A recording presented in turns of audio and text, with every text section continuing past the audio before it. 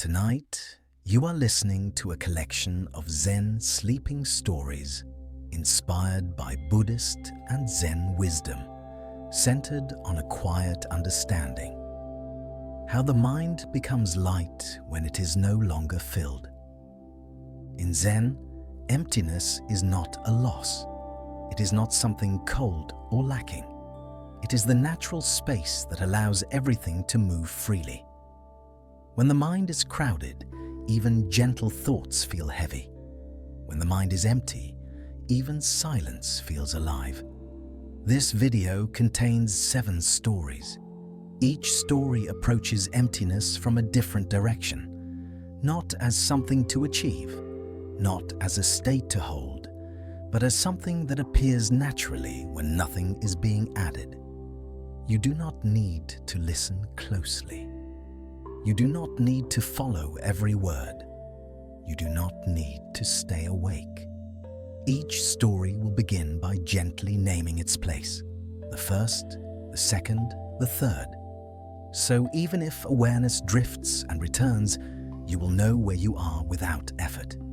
If sleep arrives early, let it arrive. If thoughts come and go, let them come and go. Nothing here needs to be completed. Now we begin the first story. This first story is called The Cup with No Water. In a town where days moved slowly and evenings arrived without announcement, there lived an old tea master named Senko. His tea house sat near the edge of a quiet road, visited by travelers who often arrived carrying more than their belongings. Some carried questions, some carried worries, some carried thoughts that would not rest. They came hoping for answers. Senko welcomed them all the same way. He offered a seat. He warmed the kettle. He moved with a steadiness that did not rush or delay. One afternoon, a young man named Haru arrived. His clothes were neat, his posture careful, and his eyes restless. He bowed deeply, then sat across from Senko with visible anticipation. "I have studied many teachings," Haru said quickly. "I have read many books. I have listened to many teachers. Still, my mind feels full and unsettled. I want to understand Zen." Senko nodded gently. He lifted a cup and placed it on the table between them.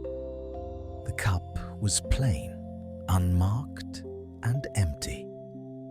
Without speaking, Senko began to pour tea.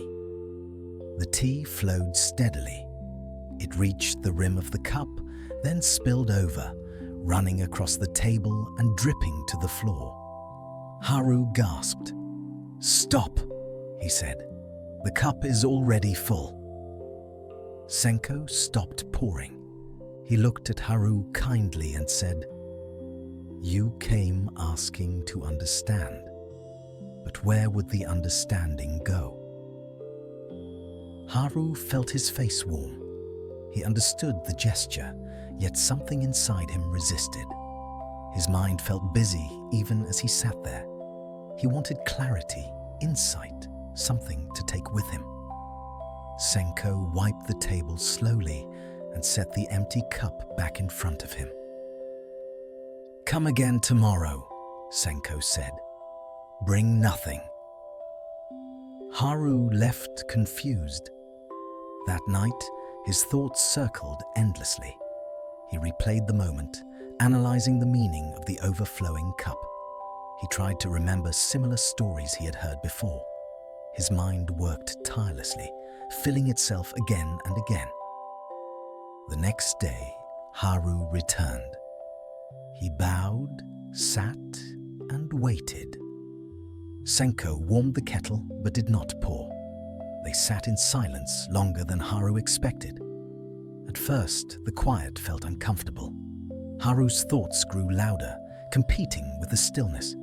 He wanted to speak. He wanted to ask questions. But Senko remained silent.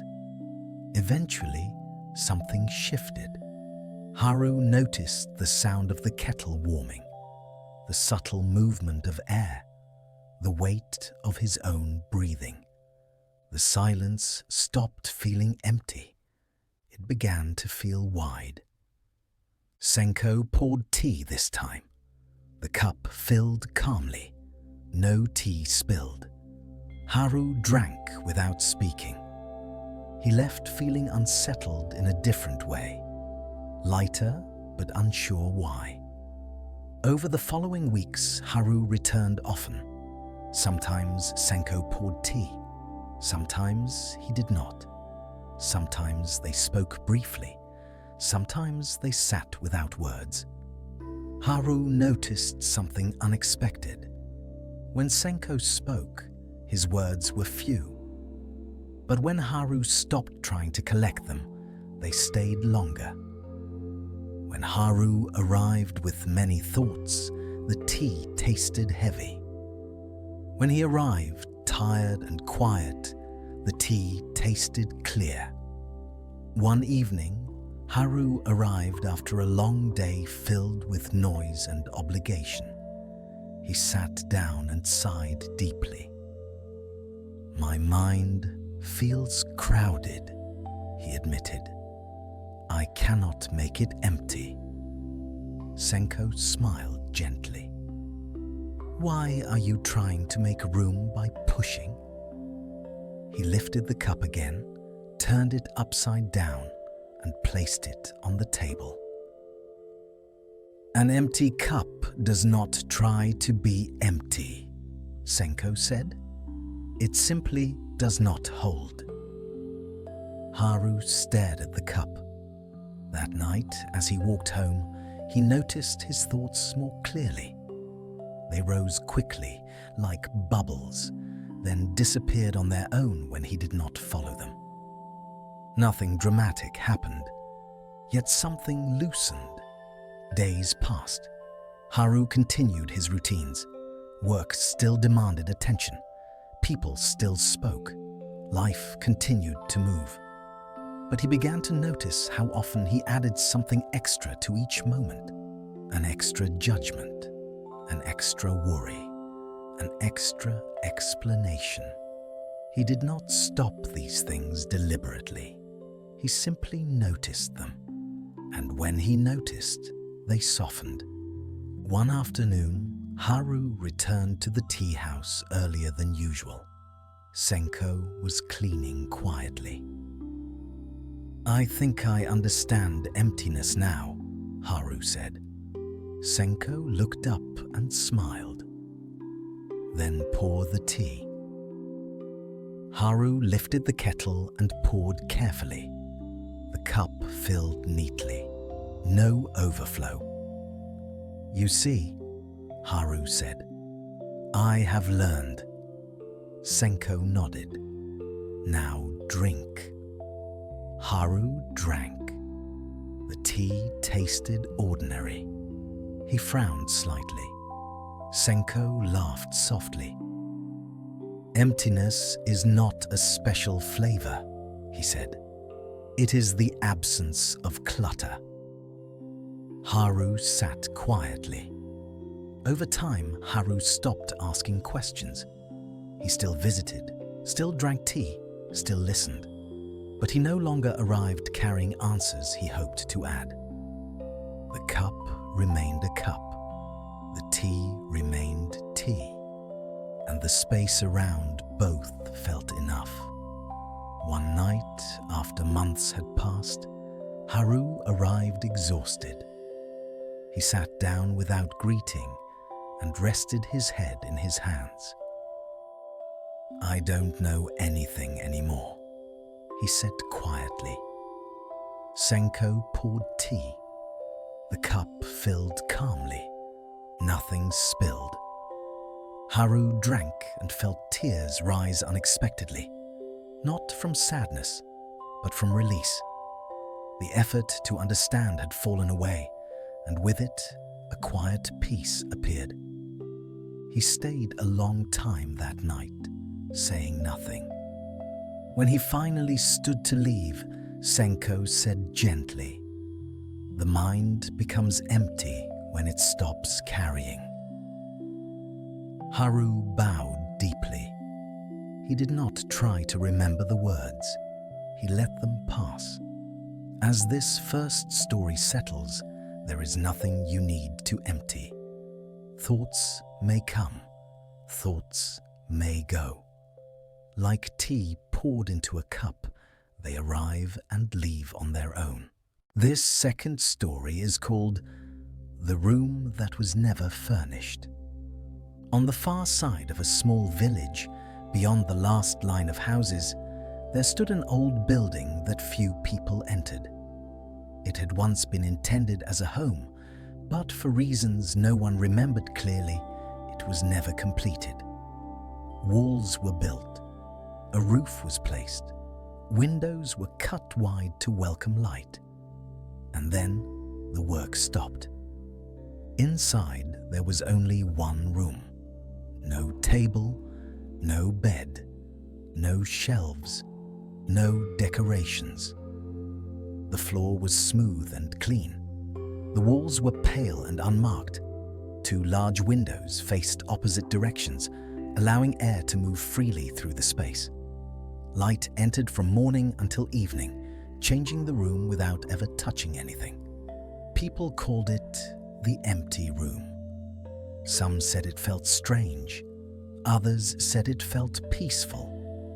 Most passed by without going in, unsure what they would do once inside.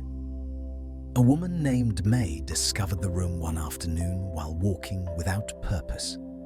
Her days had been full for a long time, full of tasks, full of conversation, full of thoughts that continued long after each day ended. She did not feel unhappy. She felt crowded. When she stepped into the room, she paused near the doorway. The openness unsettled her at first. There was nothing to guide her movement, nothing to focus on, nothing asking for her attention. She stood there, uncertain. Without furniture, she did not know where to sit. Without objects, her eyes searched for something to land on. Her thoughts grew louder, as if trying to fill the space the room did not.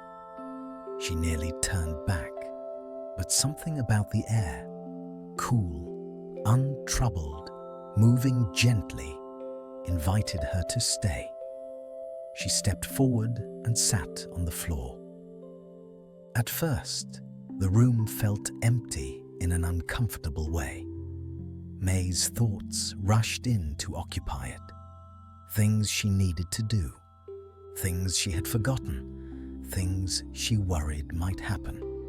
She noticed how quickly her mind tried to furnish the room. After a while, her thoughts slowed slightly. Not because she forced them to stop, but because there was nothing in the room that fed them. No images to analyze, no sounds to react to, no objects to compare or judge. The room did not respond. Wind moved through the windows, brushing lightly against her skin. Light shifted across the floor.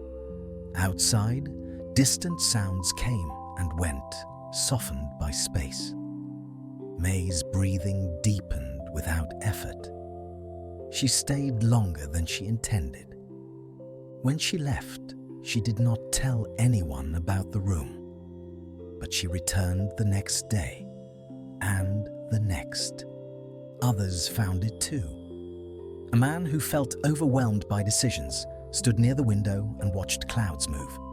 A young person who felt restless paced the room until the pacing slowed on its own. An older woman sat quietly, hands resting in her lap, eyes half closed. Each person experienced the room differently. The room did not adjust itself to anyone. It did not become warmer for those who sought comfort. It did not become quieter for those who sought silence. It did not offer answers to those who arrived with questions. It simply remained open. Some visitors tried to explain its effect. "This room clears the mind," one said. "This room holds peace," another said. "This room shows you who you really are," someone else added. None of these explanations stayed long. The room did not ask to be defined. One day, a teacher brought a small group of students to the room. The students stepped inside and looked around, confused. "Where is everything?" one asked.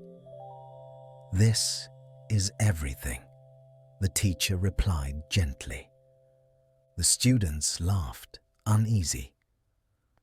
"What are we supposed to do here?" another asked. The teacher smiled. "Notice what you do when there is nothing to do." The students sat, stood, whispered, and shifted. Some grew bored, some felt restless, some felt calm for a moment, then unsettled again. Slowly, they grew quieter, not because they were instructed to be silent, but because the room did not require their reaction. After a long while, one student said softly, "It feels like my thoughts have more space." The teacher nodded, but did not explain. May continued to visit the room over many seasons. She noticed how different her experience was each time. On busy days, the room felt loud at first. On quiet days, it felt almost invisible. She learned something without naming it. The mind does not become empty by removing thoughts.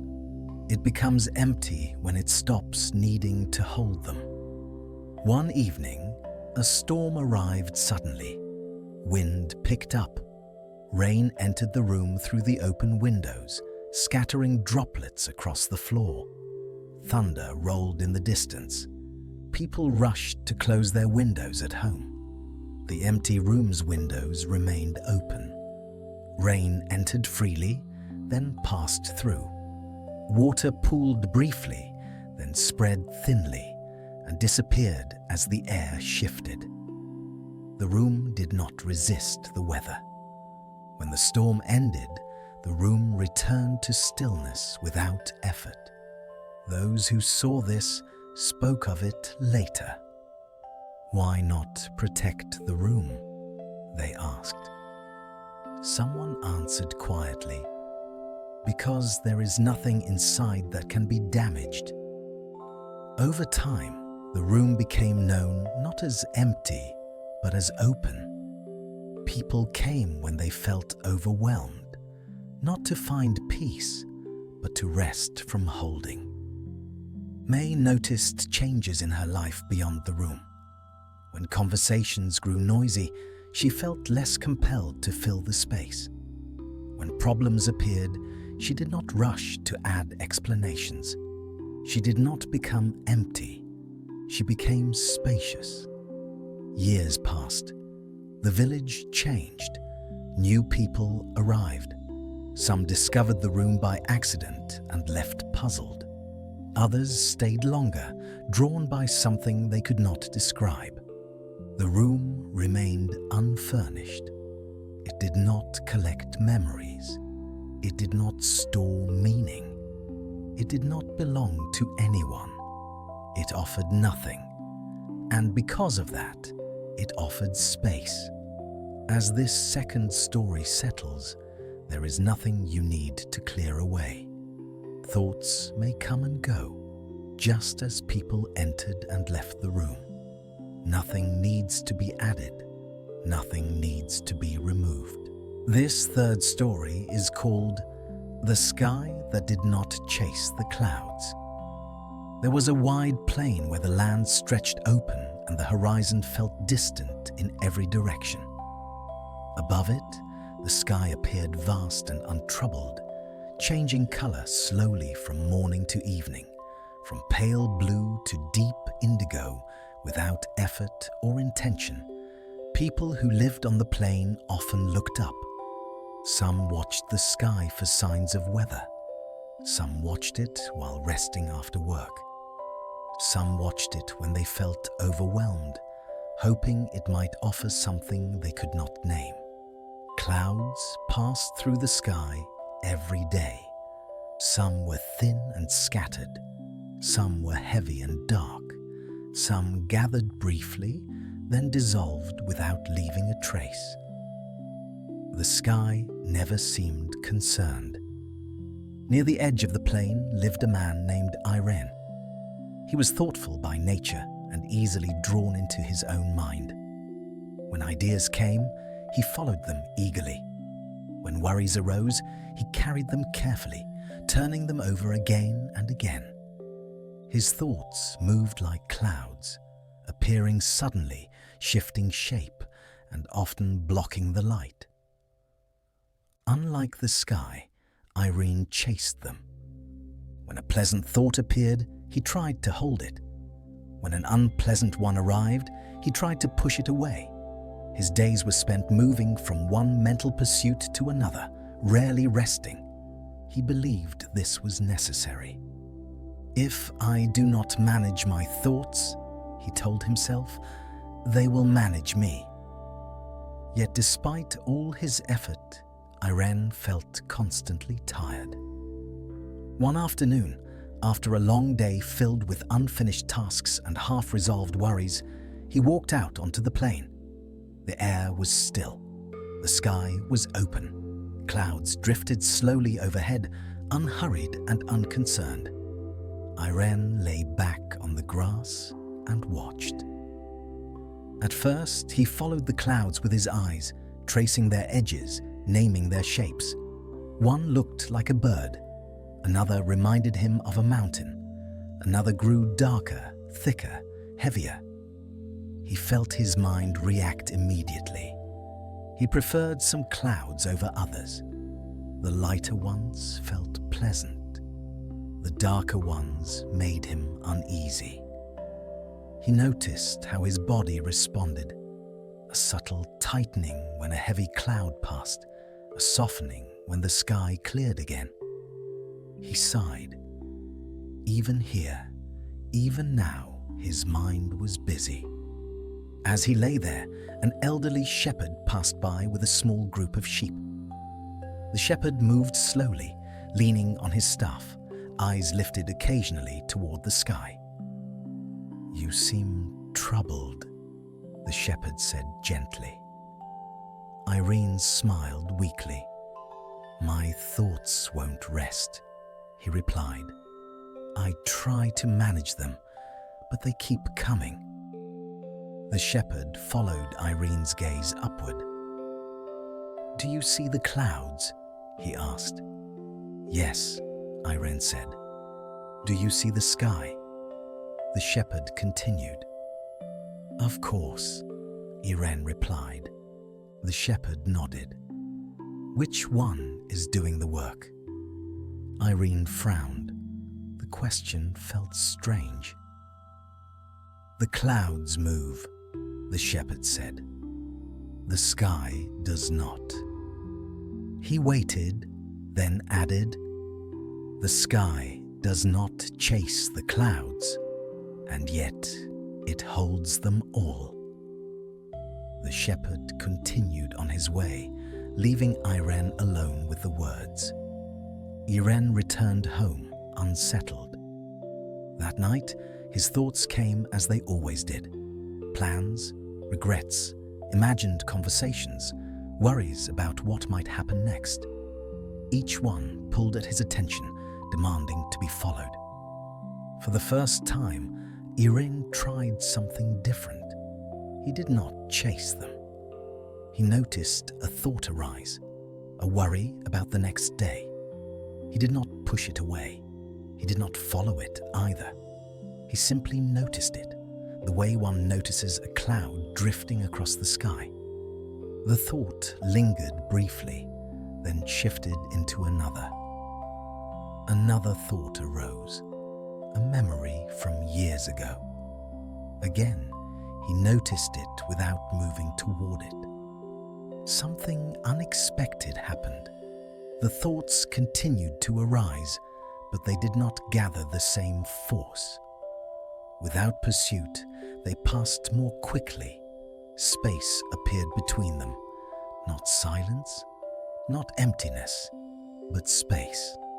Over the following days, Irene practiced this quietly, without calling it practice. When a thought appeared, he noticed whether he was chasing it. Sometimes he was, sometimes he wasn't. When he chased, he felt the familiar tightness return. When he did not, there was a subtle easing, like loosening a grip he had not realized was clenched.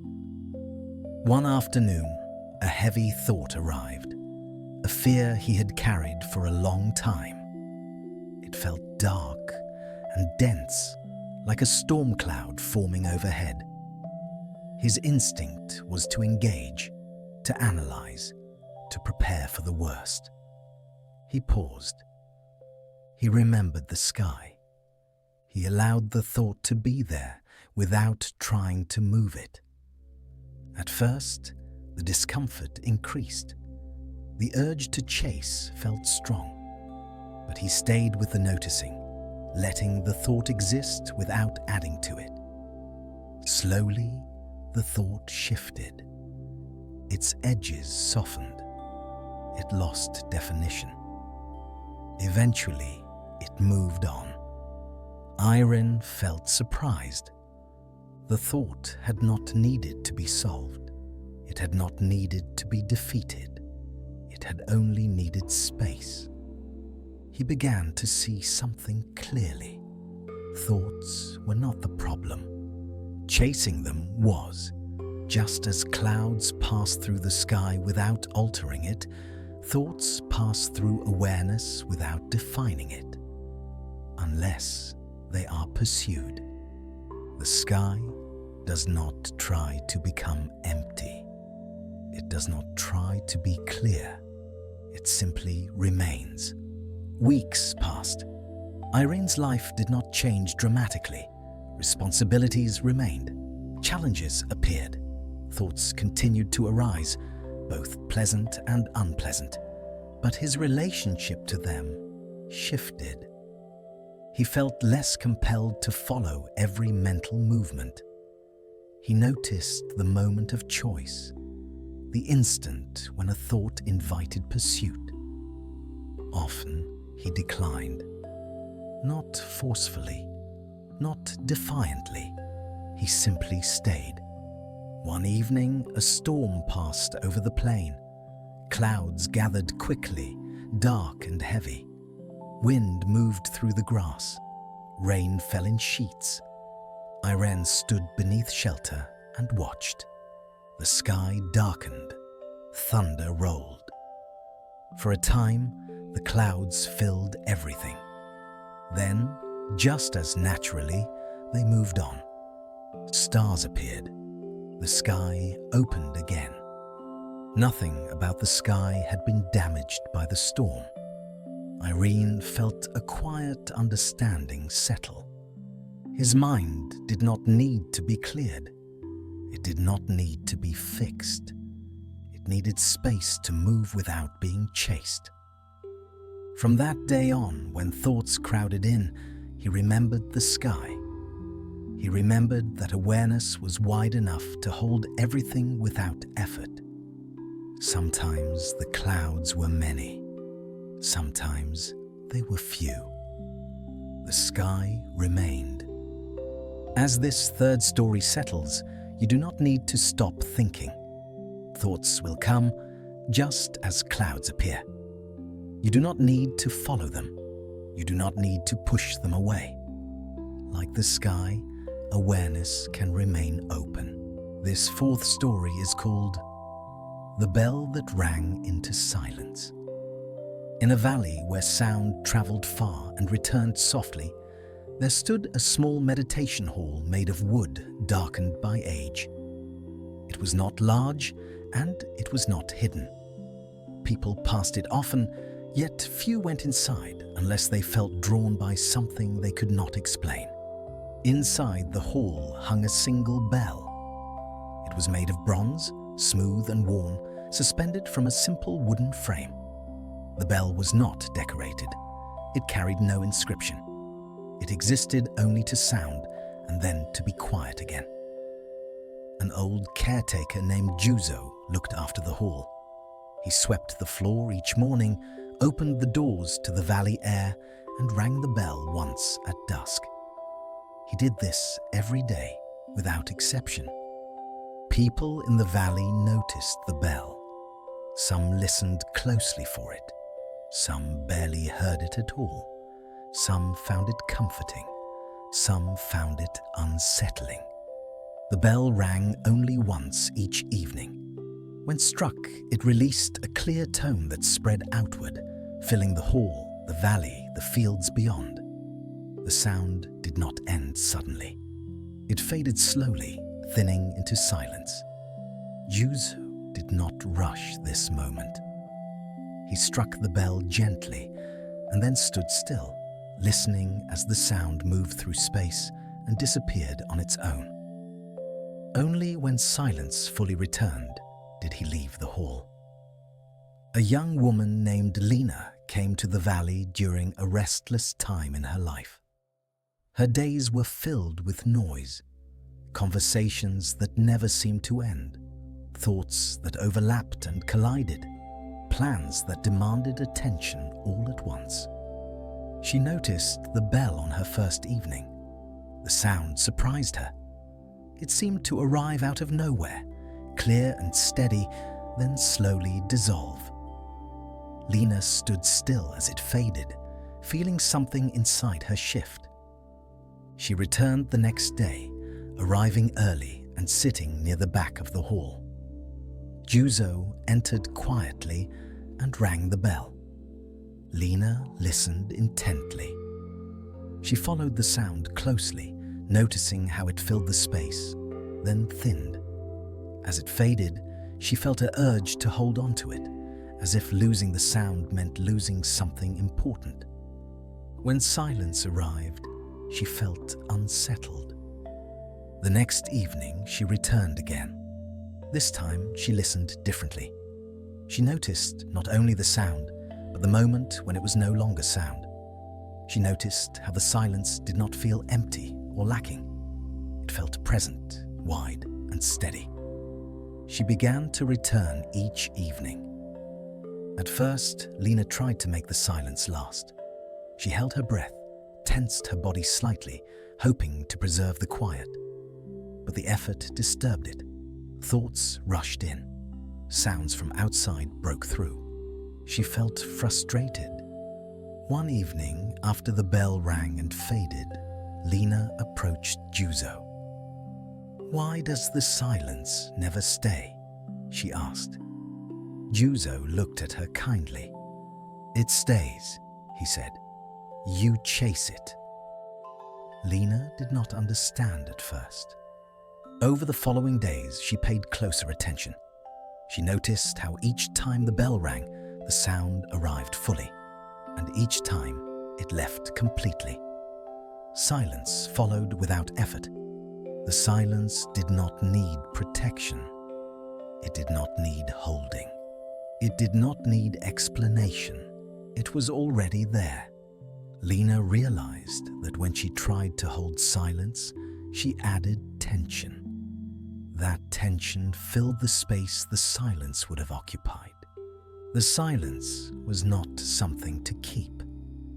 It was something that returned when nothing replaced it. One evening, a storm passed through the valley. Wind howled briefly. Rain struck the roof. When Juzo rang the bell, the sound blended with the storm, less distinct than usual. Lena felt disappointment rise. Then she noticed something else. Even with the storm, there were moments when sound thinned. Even then, silence returned. Not perfect, not pure, but present. Silence did not require absence of sound. It required absence of grasping. That night, Lena slept more deeply than she had in weeks. In the days that followed, She began to notice silence in unexpected places, in the pause between footsteps, in the space after a sentence ended, in the moment before a thought formed. She stopped trying to create it. She allowed it. Juzo continued ringing the bell each evening. He never explained it. He never changed the ritual. He trusted the sound to fade and the silence to return. Lena eventually left the valley, carrying nothing with her. The bell remained. Years passed. New visitors arrived. Some noticed the bell, some did not. The sound continued to rise and fall, unchanged. The bell did not cling to its ringing. The silence did not cling to its stillness. They belonged to each other without effort. As this fourth story settles, there is nothing you need to quiet. Sounds may arise, thoughts may appear. When they fade, silence returns on its own. This fifth story is called The Lake Without Ripples. Hidden beyond a line of low hills, there was a lake that few people visited. It was not difficult to reach, but it did not announce itself. No signs pointed the way. No paths were worn smooth by frequent travel. Those who arrived usually did so by wandering rather than by intention. The lake was wide and still. Its surface often appeared smooth, reflecting the sky so clearly that it was difficult to tell where water ended and air began. Trees along the shore leaned gently toward it, their reflections resting quietly beside their roots. Stones lay beneath the surface, visible in the shallow edges, softened by water and time. People who heard about the lake spoke of it in different ways. Some said it was peaceful. Some said it felt unsettling. Some said it showed things too clearly. The lake itself made no comment. Near the lake lived an elderly man named Torin. He did not claim ownership of the land. He did not guide visitors. He simply lived nearby, tending a small garden and walking the shore each morning and evening. Torin had lived near the lake for many years. He had seen it change with the seasons. In spring, rain filled it generously. In summer, sunlight warmed its surface. In autumn, leaves gathered briefly before sinking. In winter, thin ice formed at the edges, cracking softly at night. Through all of it, the lake remained. One afternoon, a woman named Elin arrived. She had traveled far, though her journey felt unfinished. Her mind was restless, crowded with thoughts that circled endlessly. She had heard of the lake from someone who spoke of it quietly, without promise. When Elin first saw the water, she stopped walking. The stillness surprised her. She sat at the edge and stared, drawn in by the clarity of the reflection. The sky appeared perfectly mirrored. Clouds rested on the surface as if held gently in place. Elin felt a longing rise inside her. She wanted her mind to be like that, clear, still, without disturbance. She held her breath, afraid that even breathing might disturb the water. A small insect skimmed across the surface, sending ripples outward. The reflection broke into moving lines. Elin felt a sudden disappointment, sharper than she expected. The lake returned to stillness moments later. Elin frowned. She stayed until evening, watching the surface carefully.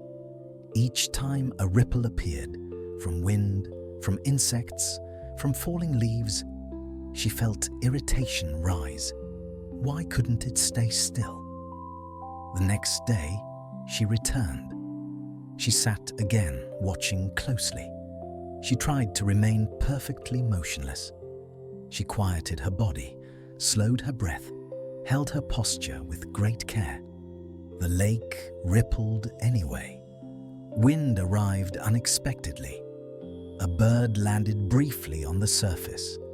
Fish moved beneath, unseen, but felt through subtle disturbances.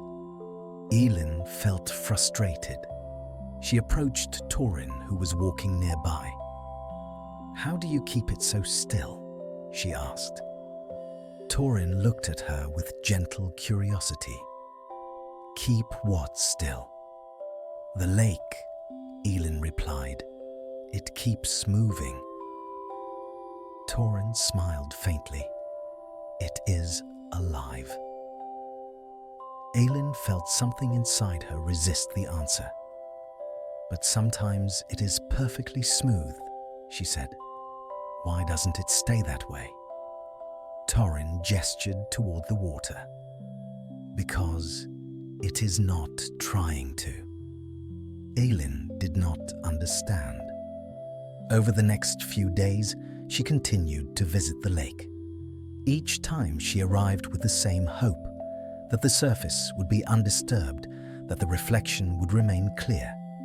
And each time, movement arrived. Sometimes gently, sometimes suddenly, always briefly. One morning, after a night of poor sleep, Elin sat by the lake feeling exhausted. Her thoughts felt heavy, overlapping, and loud. She did not have the energy to watch closely or try to control anything. She sat and stared without effort. Wind passed, ripples formed, reflections shifted. Elin did nothing. For the first time, she did not feel disappointment. She noticed that even with ripples, the lake remained a lake. The water was not broken. The reflections were not lost, only moving. She noticed something else.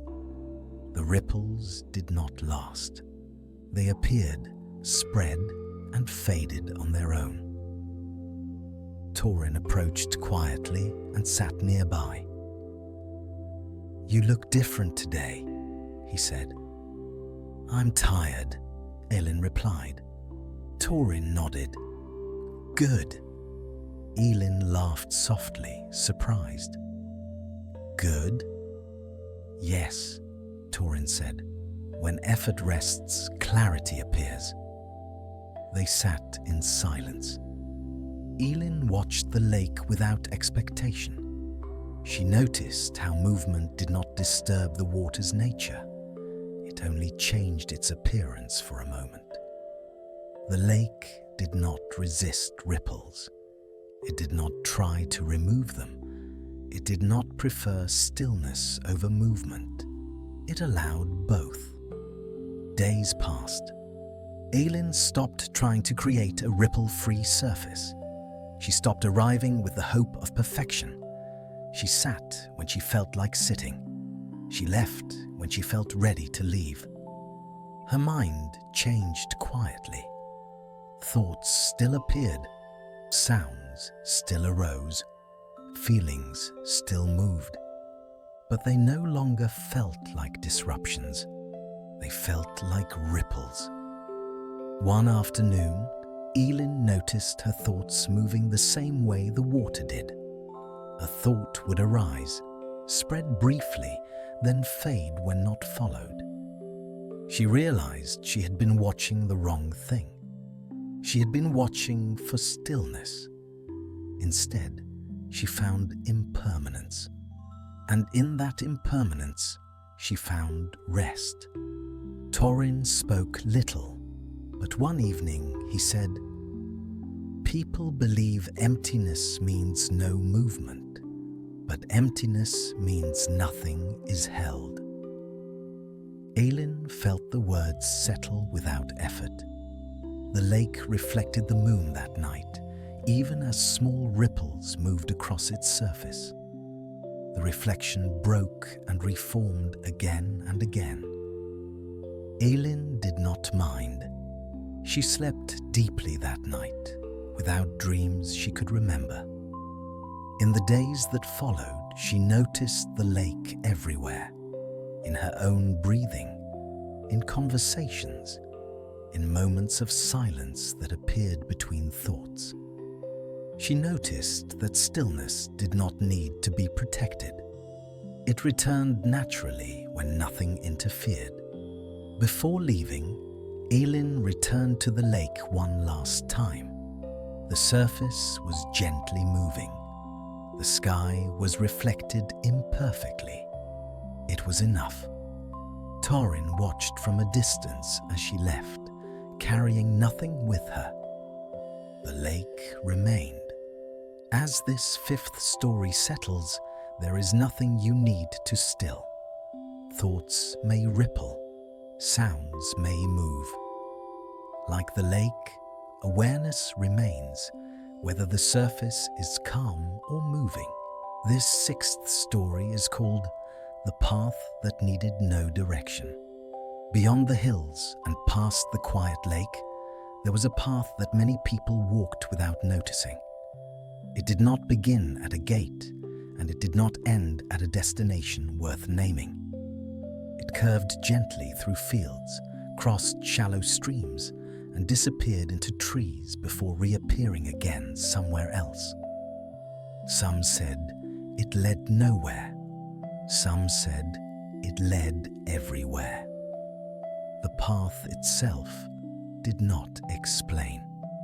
A man named Rio walked this path often. He was known as someone thoughtful and careful, always considering the next step before taking it. In his life, he planned carefully, prepared thoroughly, and tried to choose the best direction at every turn. Yet despite all this effort, he often felt uncertain. When decisions arose, his mind filled with possibilities. Each choice carried weight. Each outcome felt important. Even small decisions left him restless long after they were made. One afternoon, feeling especially unsettled, Rio walked the path without knowing why. He carried no destination in mind. He simply followed the curve beneath his feet. At first, his thoughts raced ahead. Where is this going? Should I turn back? Is this the right way? The path did not answer. It curved left, then right, moving gently through the land as if responding only to the shape of the earth beneath it. Rio noticed how his body walked easily, even while his mind questioned everything. His feet did not hesitate. His breath found a natural rhythm. The path held him without instruction. He came upon a place where the path split briefly around a large stone, then joined again on the other side. Rio stopped, unsure which side to take. He felt the familiar tightening in his chest. Which way is better? After a moment, he chose one side and walked on. When the two paths met again, he felt something unexpected. Nothing had changed. The path continued as before. Rio laughed softly. As he walked, he noticed how often his mind wanted direction, certainty, assurance. And yet, the walking itself required none of that. Step followed step without needing explanation. The path did not rush him. It did not promise arrival. It did not warn him of mistakes. It simply allowed walking. As the afternoon light softened, Rio reached a small clearing where an old man sat resting beside the path. The man looked up and smiled. "You seem troubled," the man said gently. "I don't know where this path leads," Rio replied. The man nodded. "That is why it is useful."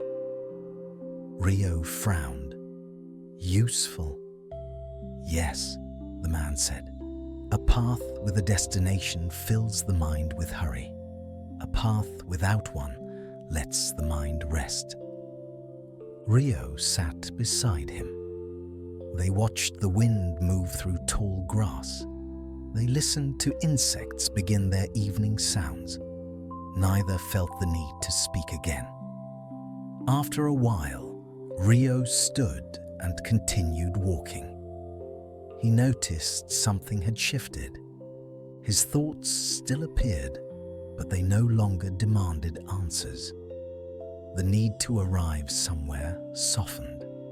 The path felt enough. In the days that followed, Rio returned to the path often. Sometimes he walked for a short while, sometimes longer. Sometimes he turned back early. Sometimes he did not. He stopped trying to make the walk meaningful. He let it be empty. And in that emptiness, he felt rest. Decisions still arose in his life. Choices still mattered. But he no longer felt the same urgency to resolve everything immediately. He trusted that movement could happen without constant direction. The path taught him quietly. You do not need to know where you are going to be exactly where you are. As this sixth story settles, there is nothing you need to decide. Like the path, awareness can move without direction, resting in each step. This seventh story is called When Nothing Remained to Think. There was a quiet place beyond the paths and the lake, where the land opened into a wide field with no markers. No fences divided it, no signs explained it. It was simply open ground beneath a wide sky. People passed through it sometimes, but few stayed long. Without landmarks, they felt unsure. Without direction, they felt exposed. Yet one man, named Sato, came there often. Sato was not searching for answers. In fact, he had grown tired of searching. For many years, his life had been shaped by thinking, planning, reviewing, understanding, correcting. His mind had been sharp and useful, but it had never rested. Even in quiet moments, thought continued. He believed this was normal, necessary even. And yet, beneath it all, there was a deep weariness he could not explain. One evening, as the sun lowered and the light softened across the field, Sato walked there without intention. He did not come to reflect or resolve anything. He simply arrived. He sat on the ground and looked ahead. At first, thoughts appeared immediately. Memories of the day, concerns about tomorrow, questions without clear answers. They rose quickly as they always had. But something was different this time. Sato did not reach for them.